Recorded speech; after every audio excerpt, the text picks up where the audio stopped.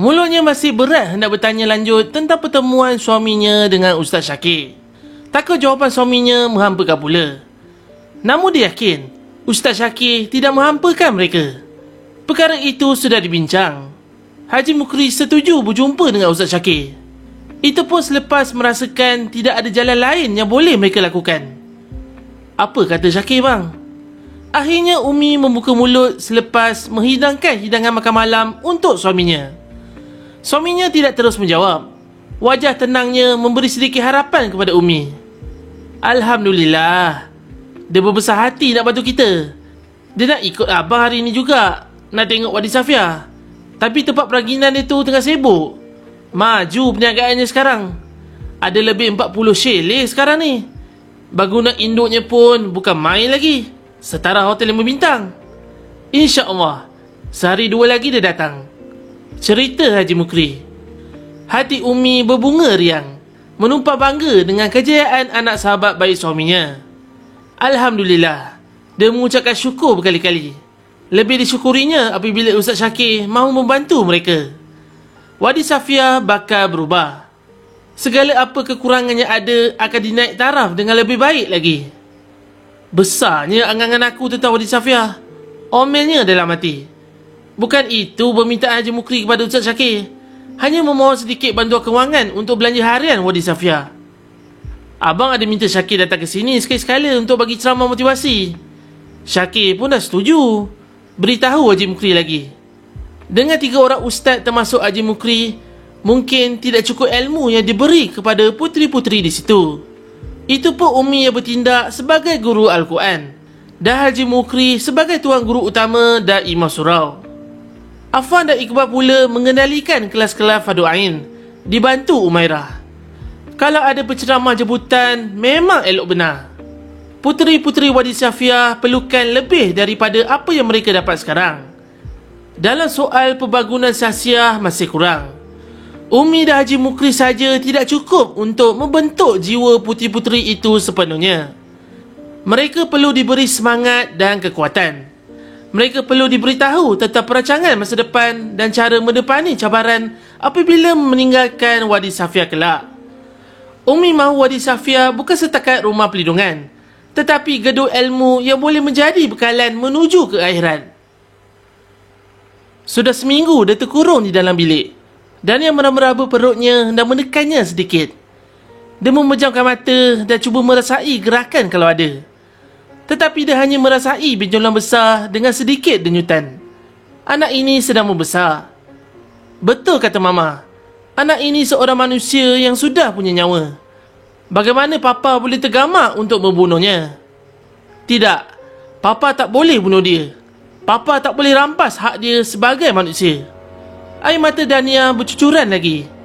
Bunyi mangga dibuka dan rantai dileraikan jelas di luar biliknya. Tentu Kak Jah datang hendak menghantar makanan. Sangkaan Dania benar. Kak Jah menolak pintu dan membawakan makanan untuknya. Baru dia sedar sekarang sudah tengah hari. Kak Jah datang menghantar nasi. Dania, makan je sayang. Pujuk Kak Jah sambil meletakkan dulang hidangan di atas meja di sisi katil. Terkejut dia bila melihat sarapan yang masih tidak berusik. Susu di dalam gelas juga tidak luak walau sedikit pun. Dania tak makan sarapan je? Tanya Kak Jah lembut. Kenapa tak makan? Nanti perut kosong masuk angin. Nanti Dania dapat sakit. Makan je. Dania hanya membisu. Dia menjeling Kak Jah. Mak Jah ni jangan banyak cakap boleh tak? Dania tahulah apa Dania buat. Tiba-tiba dia membentak. Bosan dia mendengar bebelan Kak Jah. Baiklah Dania, Mak Jah keluar dulu. Kak Jah meninggalkan anak majikannya seorang diri di dalam bilik. Bunyi rantai yang dikenakan semula pada mangganya merobek perasaan Dania.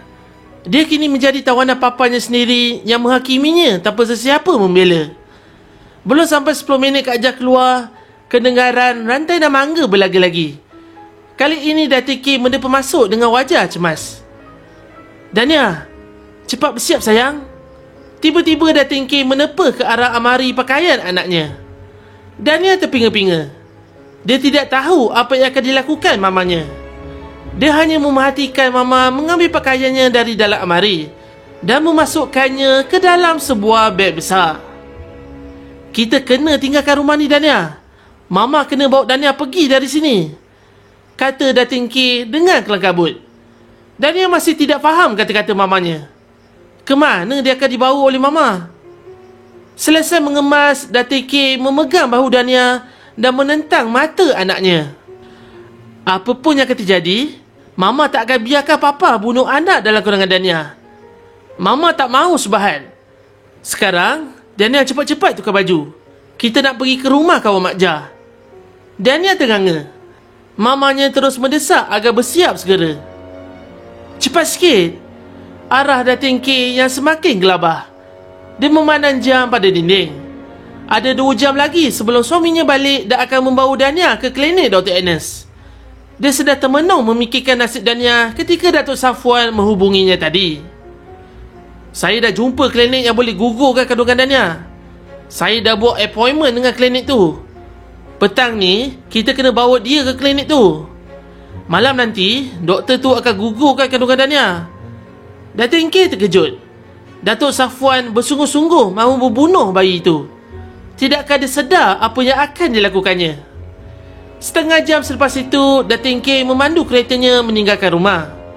Dania duduk senyap di sebelahnya. Kak Jah di belakang pula sibuk menghubungi seseorang. Datin K cemas mengendalikan steering menuju ke suatu arah. Macam mana Kak Jah? Ada kawan Kak Jah tu tak? Soalnya. Alhamdulillah Datin. Dia ada. Dia minta kita datang. Datin K menarik nafas panjang. Ada sedikit harapan sedang menunggu di depan.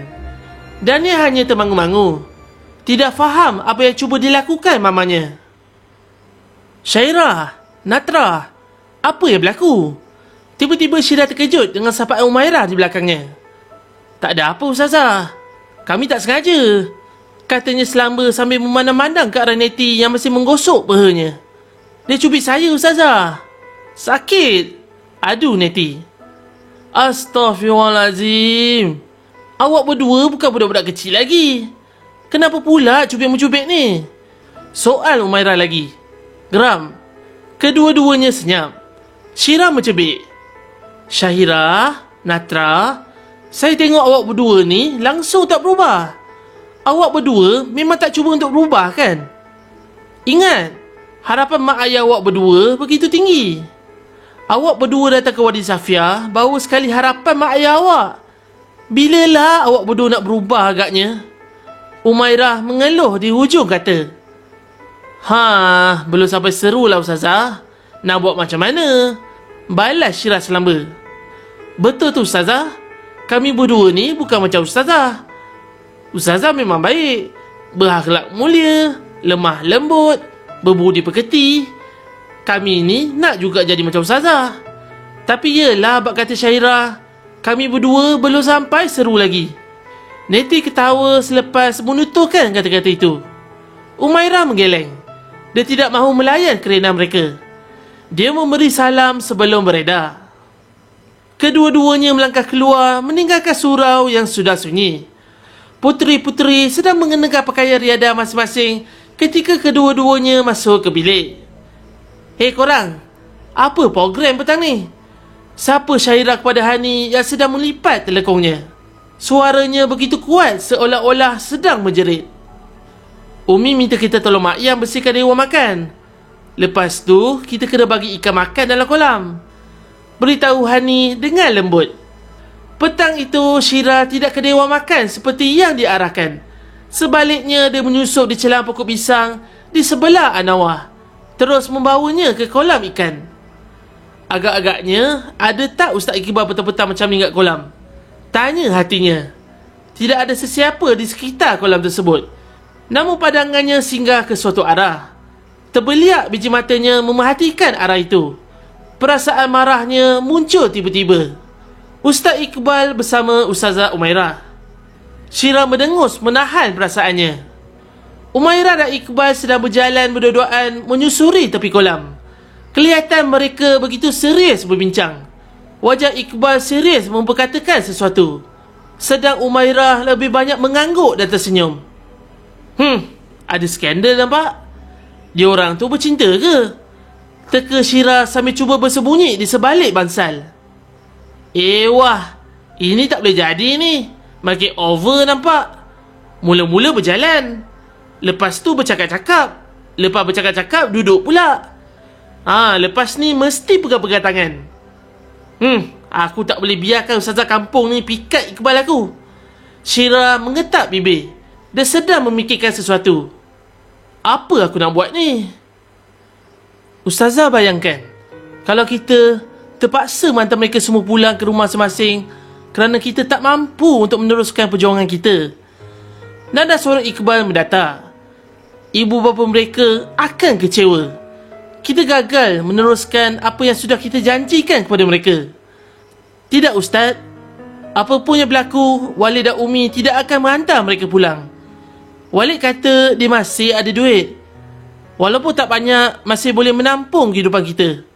Cuma untuk membina banyak kebudayaan lain, itu yang Walid tak mampu. Umairah memberi penjelasan dengan harapan Iqbal akan kembali bersemangat. Ustaz nak ke mana? Soalnya pula apabila melihat Iqbal berdiri. Hanya selepas beberapa ketika mereka berbual, Iqbal sudah hendak pergi. Saya nak tolong Ustaz Affan semak penyata kewangan. Patutlah Ustaz Affan sibuk membongkar fail lama. Agaknya Walid dah minta dia buat bajet untuk waris Safiah. Jawab Iqbal penuh yakin. Mungkin? Balas Umairah. Dia juga turut bangun. Berat hatinya untuk membiarkan Iqbal pergi. Kalaulah mereka boleh menghabiskan sepanjang petang itu bersama-sama, alangkah indahnya. Iqbal memberi salam lalu melangkah keluar dari wakaf. Namun belum pun jauh kaki melangkah, jeritan dari arah kolam mengejutkan kedua-duanya. Ustaz, Ustazah, tolong. Kedua-duanya menoleh serentak. Mereka melihat Syira sedang terkapai-kapai di dalam salah sebuah kolam. Dia tergelap timbul di dalam kolam yang penuh air itu. Untuk seketika Iqbal terpana. Ustaz, Syira jatuh kolam. Umairah menjerit seperti ingin menyedarkan Iqbal yang masih terbangun. Iqbal yang baru tersedar bergegas menuju ke arah Syira. Syira mula tenggelam. Iqbal terjun dengan pantas dan berenang ke arahnya. Gadis itu ditarik ke tepi tebing. Umairah menghulurkan tangan membantu Iqbal menaikkan Syira. Syira cuba mengelak daripada memegang tangan Umairah. Dia mahu Iqbal mengangkatnya ke tebing dengan tenaga jejaka itu sendiri. Dia berbuat lemah dan hampir lemas. Puteri-puteri penghuni Azhara yang baru hendak memulakan tugas memberi ikan makan, masing-masing terkejut menyaksikan apa yang berlaku. Syira lemas, jerit Karimah sambil berlari ke arah kolam. Yang lain juga mengekorinya. Iqbal membarikan Syira di atas tebing. Syira pula terus tidak sedarkan diri. Macam mana Syira boleh lemah, Ustazah? Kenapa, Ustazah? Bertubi-tubi soalan menghujani Umairah. Umairah hanya menggeleng. Kita kena buat CPR. Kita kena keluarkan air dalam badan Syira. Siapa yang boleh buat CPR? Karimah memandang sekeliling. Tidak ada sesiapa yang bersedia melakukannya. Ustaz, Ustazah, macam mana ni? Nanti Syira mati. Karimah semakin cemas. Syira begitu diam menahan nafas. Bibirnya agak biru kerana sejuk. Ustazah, macam mana ni? Kalau air berkumpul dalam paru-paru, Syira boleh mati. Karimah kelang kabut. Iqbal tidak ada jalan lain. Perlahan dia mendongakkan sedikit dagu Syira. Kemudian Iqbal memegang hidung Syira dan mendekatkan bibirnya ke bibir Syira. Iqbal melakukan CPR dan diperhatikan dengan perasaan malu oleh puteri-puteri yang lain. Entah kenapa perasaan Umairah bagai direntap. Namun hatinya segera memujuk. Iqbal terpaksa melakukannya untuk menyelamatkan nyawa Syira. Akhirnya Syira terbatuk-batuk kerana terjahan nafas Iqbal memasuki rongga dadanya. Seketika itu juga air di telannya tadi keluar semula. Iqbal meminta Umairah dan Karimah mengiringkan tubuh Syira dan menepuk-nepuk belakangnya. Syira membuka matanya perlahan-lahan. Dia menarik nafas panjang. Hatinya puas dapat mengenakan Iqbal. Hari yang paling indah untuk terus dikenang. Dia berpura-pura lemah dan terpinga-pinga memandang sekeliling. Ustazah, tolong bawa Syirah balik ke bilik. Yang lain teruskan kerja masing-masing. Tapi berhati-hati, air kolam tengah penuh. Kalau terjatuh macam Syahira tadi, memang boleh tenggelam. Arah Iqbal memberi peringatan. Dengan berkain pelikat dan jubah separuh lutut yang basah, Iqbal tidak selesa berada di tengah-tengah kumpulan anak-anak gadis itu. Dia terus bangun dan meninggalkan mereka. Syirah berasa sebal. Kenapa cepat sangat dia pergi? Neti antara yang terakhir sampai di tepi kolam itu. Syirah sudah berdiri, dibantu Umairah berjalan meninggalkan kolam itu. Kau kenapa? Mandi kolam ke? Soal Neti. Heran. Aku jatuh kolam, Net. Air kolam tu dalam, jawab Syirah dengan suara sedih. Nasib baik ada Ustaz Iqbal dengan Ustazah Umairah. Kalau tak, aku dah jadi arwah, Net. Syirah hampir menangis memberitahu Neti. Syirah mengarahkan Neti menutup pintu bilik Azhara sebaik saja Umairah meninggalkan mereka. Neti sakit hati melihat Syirah tersenyum-senyum memberi arahan kepadanya. Kau ni kenapa? Dah gila? Soalnya setelah menutup pintu. Syirah menghempaskan tubuhnya yang basah ke atas katil. Dia tidak hirau kalau tilamnya turut basah. Neti yang tidak berpuas hati terus memukul bahu Syirah. Kau ni kenapa, ha? Dah nak mampus dalam kolam tu pun tak isap-isap lagi. Hei, tak fahamlah aku. Cepatlah buka baju tu.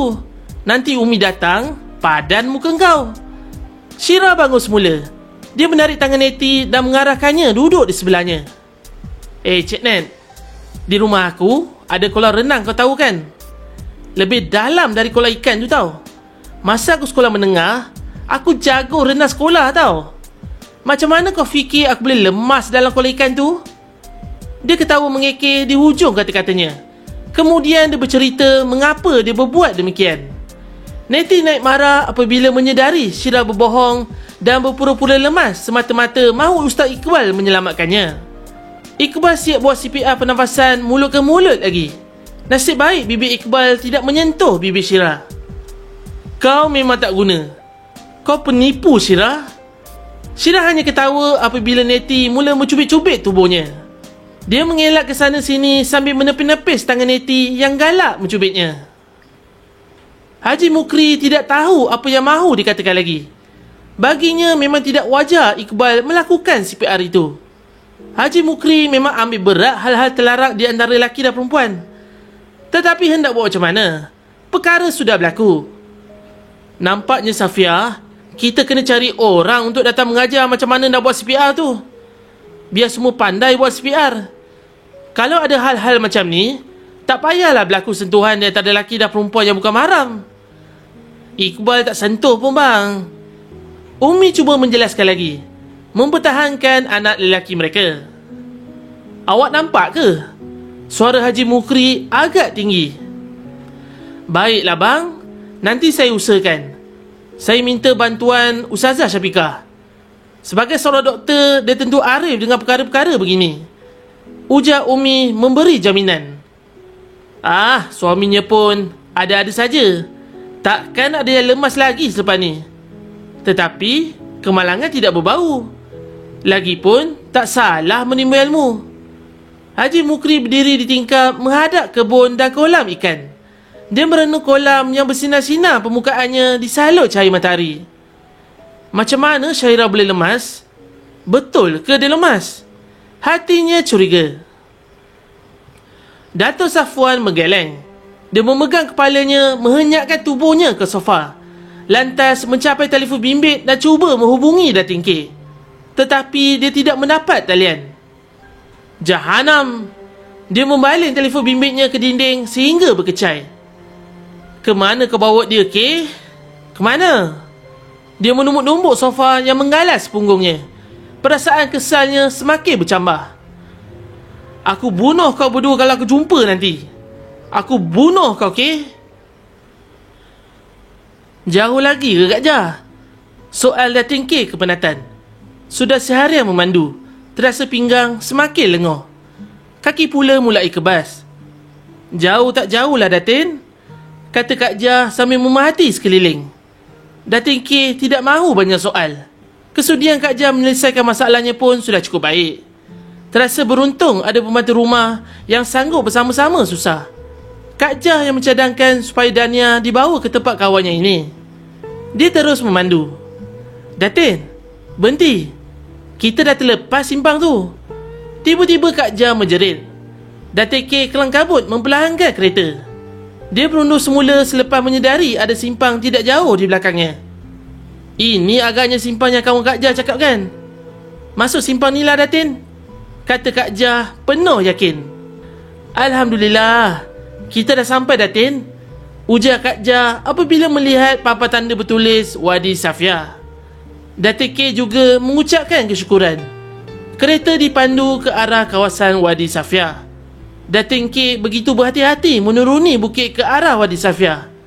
Tetapi kemudian terpaksa mendaki semula untuk sampai ke Anwar. Kelihatan beberapa orang sedang menunggu di situ. Haji Mukri, Ummi, Ummu Mariam dan Umairah bersedia menyambut kedatangan tetamu dari jauh di tengah malam. Sebenarnya Kak Jah sudah menghubungi mereka lagi. Dania yang baru terjaga daripada tidur terpinga-pinga apabila menyedari kereta sudah berhenti. Dia memerhatikan keadaan keliling dengan perasaan yang sangat heran. Kegelapan di mana-mana.